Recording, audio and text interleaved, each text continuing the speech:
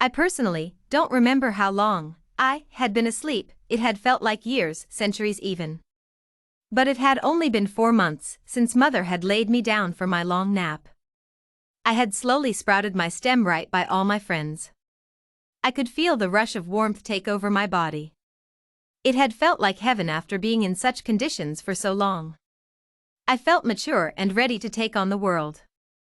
I was scared, and even a little doubtful, but I had faith I'd be one of the 32% that makes it out in this tough world, me and my family, out to defeat the world. I was not prepared when a ghostly feeling swiped upon me, when the wind had brushed past me, causing me to harshly fling back. Yet, in the heat of the moment, I had remembered when I was younger and my mother had once told me, "Cynthia, honey, I will in fact miss you, but it's your time to become one with the wind, become one with the dance." The wind was whistling in my ears, the grass tickling my stem. The clouds were just as white as my sister's petals. I only ever remembered her when I was just a little seed. But I love and miss her nonetheless. But to my surprise, it was awakening time. Time to bloom. As I sat in the valley back to back with trillions of pieces of grass, I realized it is no longer winter nor fall. No snow, no leaves. Everything was green, and color filled the air.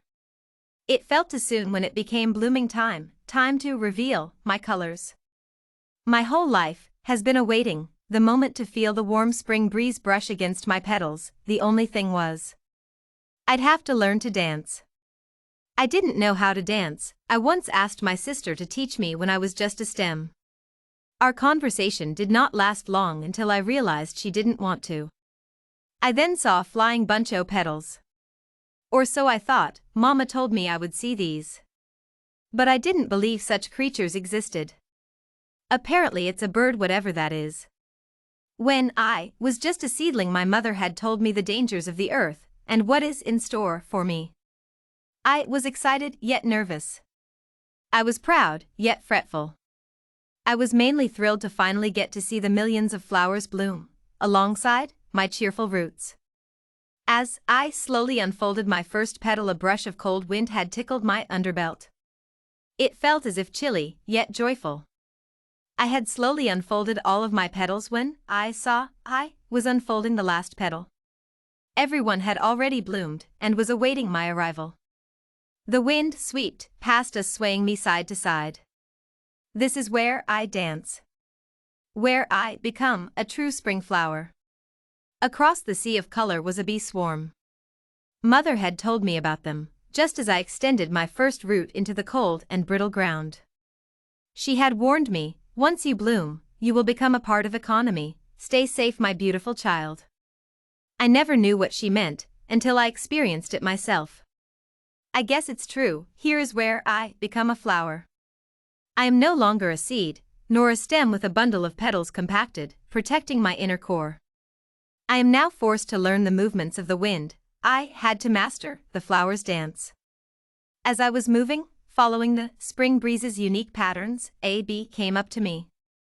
It had whispered in my ear ever so softly. It said, "I am here to take your nectar, I am here to spread your generation." It tickled as the bee's straw-like tongue sucked about half of my delightful nectar. I couldn't help but giggle. Then I ever so slightly sway towards my sister as she dances in the cold breeze gracefully.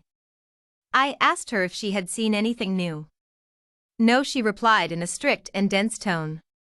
I asked her what was wrong, but she was only able to slip the word human out of her mouth. Assuming she was as joyful as I didn't pay much attention to it.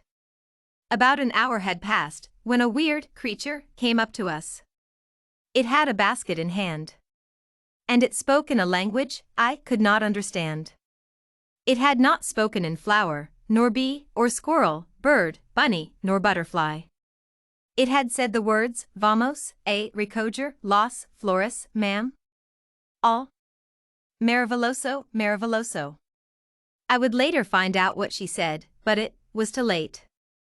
It started plucking each and every flower out of the ground just like a farmer does to fresh corn. Then it stops once it gets to me. I try speaking, but I freeze in place. No longer am I happy and content swaying alongside the grass. I'm now getting ready to be picked and placed in a vase full of my siblings.